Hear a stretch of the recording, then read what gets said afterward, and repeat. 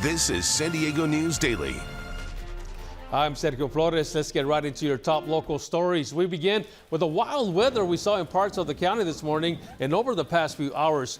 Take a look. This is a look at Solana Beach this morning, where some people at a cafe had to squish under their umbrellas when it started to rain. You can even hear some thunder. And this video is from La Jolla Shores. You can see a few people who had to cancel their volleyball game while others just took it all in. And this was the scene last night from Mira Mesa, the sky lighting up. And check out the light show from Mr. A's downtown. You can see the lightning in the distance. Now, Chief Meteorologist Sheena Parveen joins us with a look at the forecast. Hi there. As we head through the afternoon, still going to be hot, still going to be humid. By happy hour time, we'll be around 90 inland, and in the mountains and the coast will be around 80 degrees. For the weekend, still hot and humid. No change here. Low 80s at the coast, low 90s inland, mountains low 90s, deserts right around 110 to 115. So the deserts will still be under an extreme heat warning, heat advisory in the mountains. We could see a slight shower chance in the mountains and deserts on Sunday. Next week, though, it won't be as hot. I'll show you that 10-day forecast coming up. Thank you, Sheena. And it's been a busy few weeks for San Diego lifeguards at our beaches. Lifeguards have made over 4,100 rescues in the past 2 months. The majority of them involve rip currents. They hosted a water safety day at La Jolla Shores this morning, and NBC7's MG Perez was there. Somewhere over the rainbow is in La Jolla Shores this morning, where safety and fun are being taught and enjoyed. But before you get the rainbow, there is the rain. And for a little while, it came down on everyone trying to enjoy this day at the beach. Robert Heinlein and his wife Mary were setting up for the 13 grandchildren they host every Friday here at the shores. I did not look at the weather forecast this morning and just assumed it was going to be hot and muggy, and so we'll enjoy the rain. That was the plan for San Diego lifeguards, who were showing off new vehicles they are using to help keep the public safe. SUVs and some electric vehicles. But it's more than just show.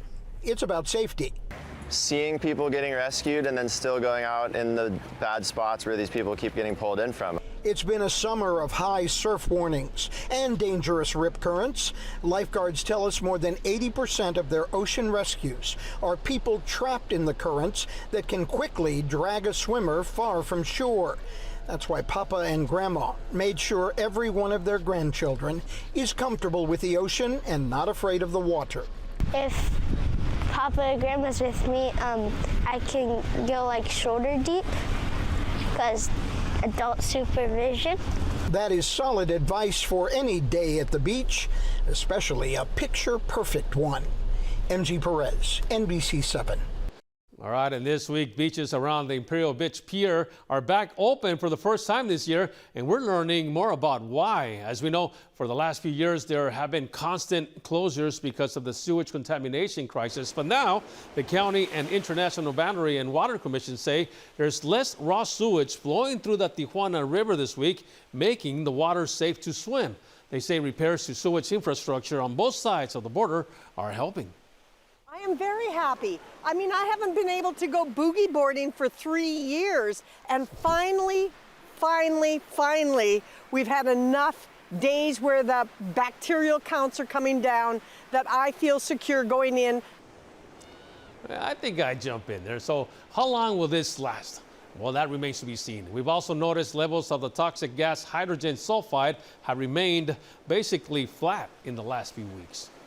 An investigation is underway after this early morning fire at a home in Spring Valley. Sky Ranger 7 was overhead as crews worked to gain control of the fire and prevent it from spreading to other homes. It was a 2-alarm fire, and you can see a significant number of first responders on scene. It started at around 5:30 this morning in the 3600 block of South Cordova Street. That's near the 94 and the 125 split. We now know the home was abandoned, but it is unclear if anyone was in the structure at the time, nor how the fire started. And there will soon be new e-bike rules for kids in San Diego, and it's just in time before thousands of students head back to school next week. That's next. On January 22nd, I got a phone call from my daughter. Rolling. All right. She said, Mom, the water's already waist high. And we were all scrambling. There's been 2 wildfires that have come through. We were able to watch NBC7, and we knew that as long as they were there, we were going to be okay. We're going to be here. We're going to keep an eye on things. Because of you guys, they acted. This is the source of all of this neighborhood's problems. Everything can be so unpredictable, and we rely on this coverage. And that's a tornado warning. This is San Diego News Daily. I'm Sergio Flores. Welcome back. A Marine recruit has died after suffering what was only described as a medical emergency during what the military says was a routine physical fitness evaluation. The recruit was assigned to MCRD San Diego. Their name won't be released until family is notified. This happened last Saturday at Camp Pendleton. Now, the recruit was taken to Tri-City Medical Center where he died on Wednesday. The circumstances surrounding his death are under investigation. And it's a head start for the city of San Diego's new e-bike regulations that go into effect in less than a week. City leaders are launching a public education campaign today, and it's coming just in time for the start of the new school year, since those regulations will impact students most of all. The changes were prompted by a large increase in the number of serious injuries happening to riders between 11 and 14 years old. Now, starting August 13th, any child under the age of 12 is banned from riding an e-bike anywhere within the city of San Diego. The rules specify the type of e-bikes included, along with requirements for safety gear and the number of people allowed to ride on the same bike.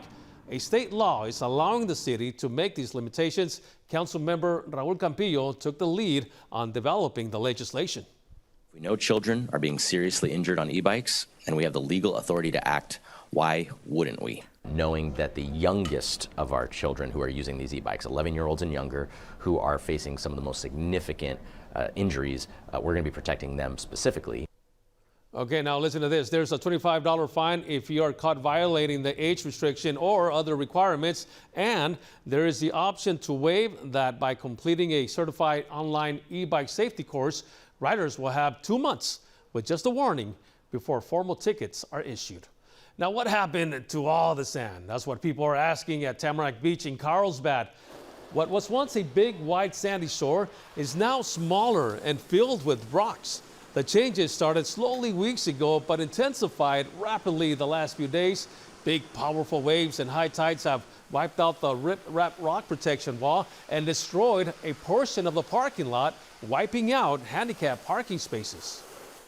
The really significant thing is not just the big waves splashing on shore, it's the backwash. The backwash of the waves is what takes away the sand and takes it offshore. That's why these rocks collapse and our parking lot is imperiled. And there you have it. Now, Dr. Abbott says Hurricane Genevieve is the main reason for recent changes at Tamarack. We will have a look at your weather right after this. We are rolling. Your left, I'm sorry. Let's do this. Where do you get your information from? Well, definitely start with the local news. The reason why I love listening to local news like NBC, they give the facts. California families could feel they have a genuine interest, first as people and second as a news team. Because this is their community too. Sometimes the news isn't always fun. Bringing it to us every day in good and bad times is something that we rely on. Nice to have you with us.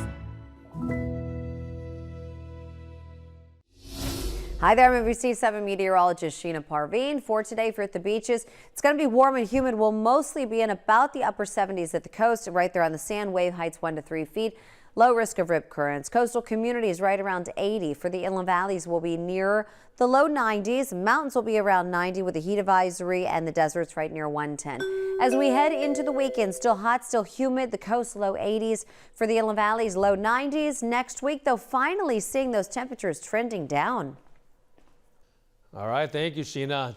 Listen to this. 3 orphan baby raccoons just became the first graduates of the San Diego Humane Society's new raccoon nursery at the Ramona Wildlife Center. Now, they were rescued from Ocean Beach, Chula Vista, and Santee earlier this spring.